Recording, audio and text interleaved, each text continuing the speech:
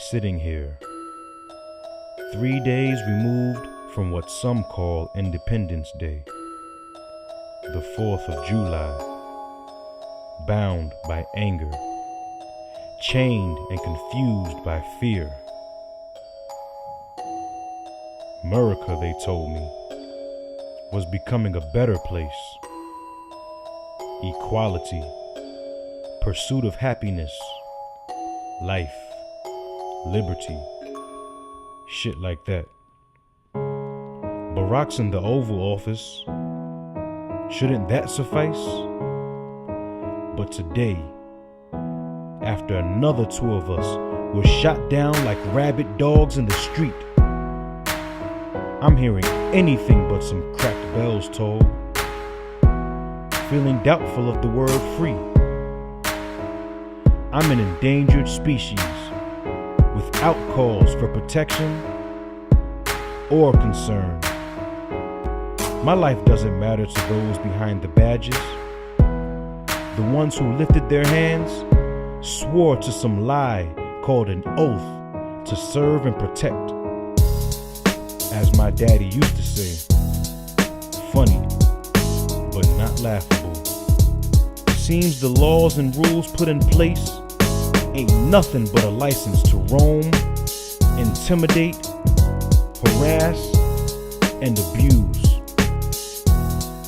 Black and bruised seems the acceptable daily news. Yup. There'll be an investigation though to determine what took place. Meanwhile, 2 more black men died at the man's hands, and the horror streams like a commercialized nightmare on CNN. Today, I'm feeling anything but free. Nothing like a human deserving liberty. Maybe I should just stay at home, don't drive my car, or expect a fair shake. Shit, maybe I'll just give up now.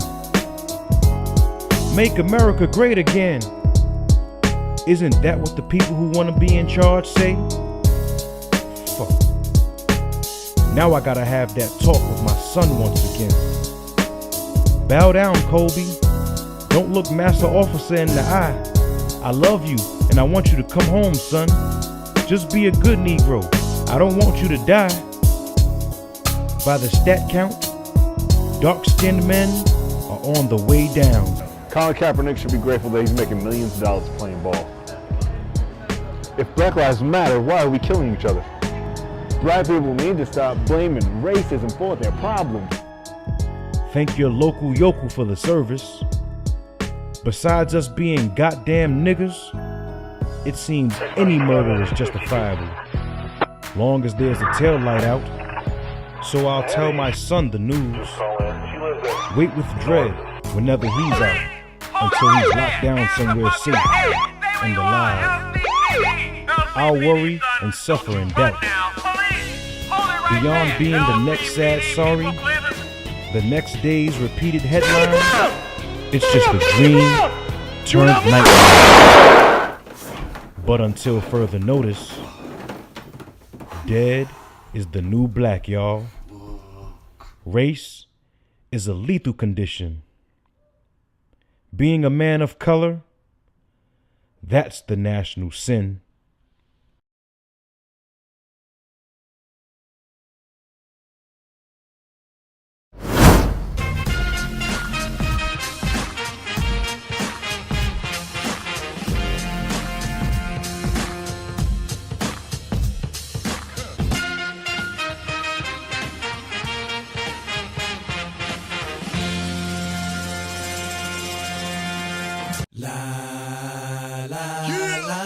Wait till I get my money right. I had a dream I could buy my way to heaven. When I awoke, I spent that on a necklace. I told God I'll be back in a second. Man, it's so hard not to act reckless. To whom much is given, much is tested. Get arrested, guess until he get the message. I feel the pressure. Hello folks, and welcome to this edition of the Rant Report. I'm going to be your host and economic professor, Keenan Jerome Floyd. I'm coming at you from Bed-Stuy, Brooklyn. which was once known for gangsters and violence, now it's known for hipsters allergic to peanuts and strawberries. Gentrification is thought of one particular ethnic group moving into a particular neighborhood, but it actually refers more to an economic influx and how it affects the community. And that's what I want to talk about. I want to talk about economics, especially in the black community.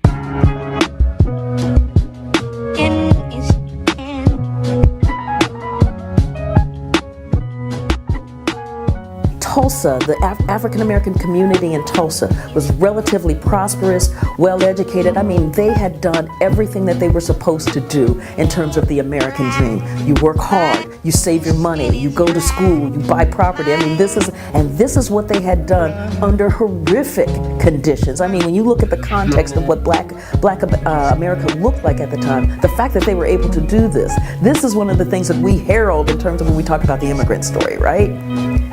But instead, this created such seething resentment in Tulsa that you had black doctors, black attorneys, black businessmen. I mean, in fact, this area of Tulsa was known as Black Wall Street, to give you some sense of how much it held in terms of value, in terms of esteem, in terms of worth.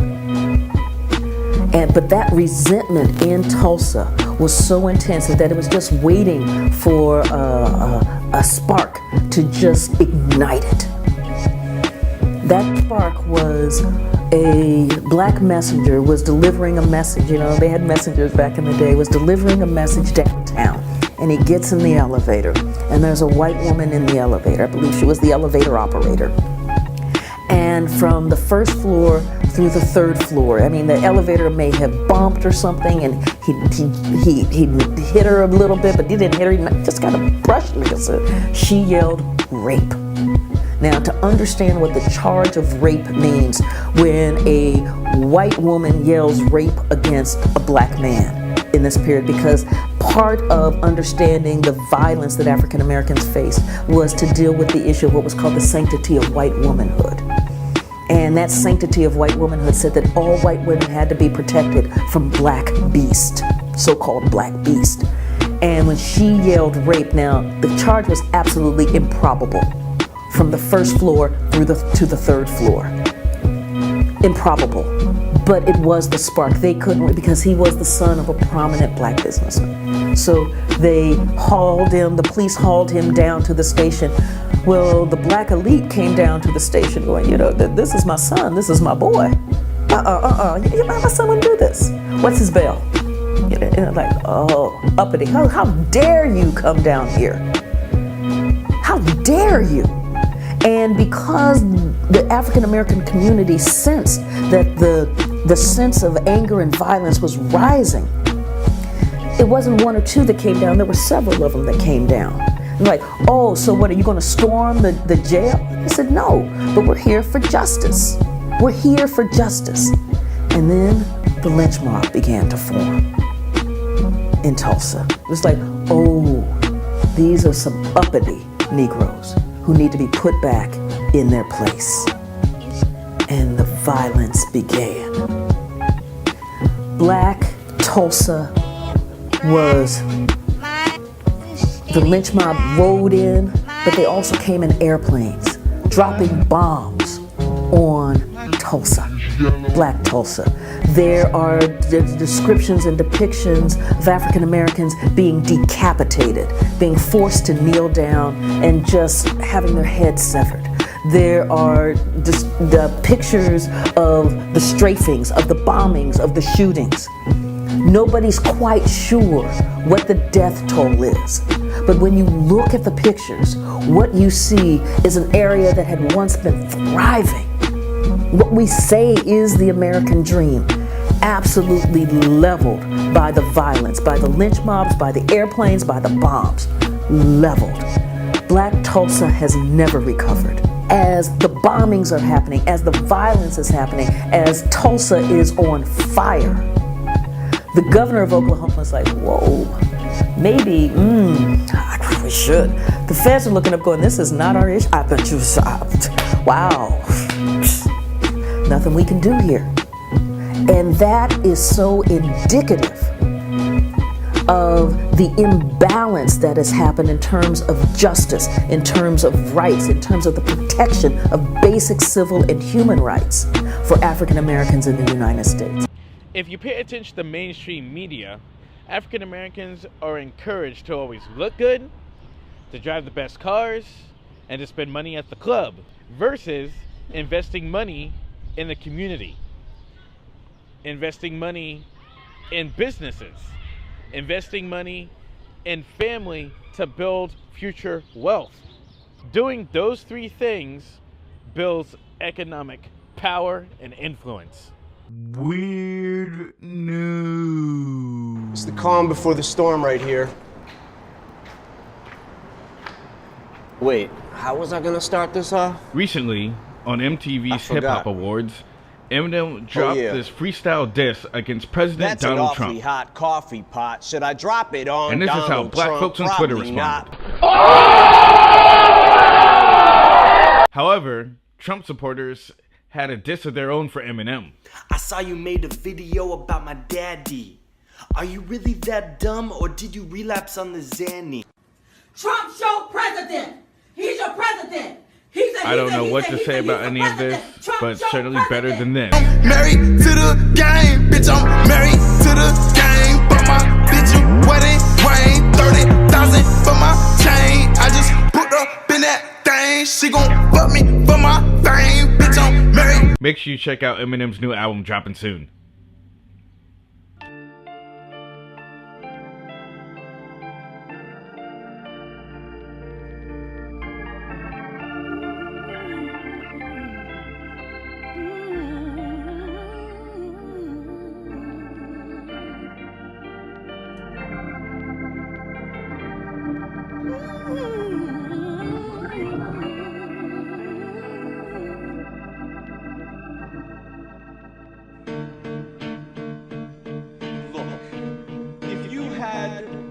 One shot or one opportunity to seize everything you ever wanted.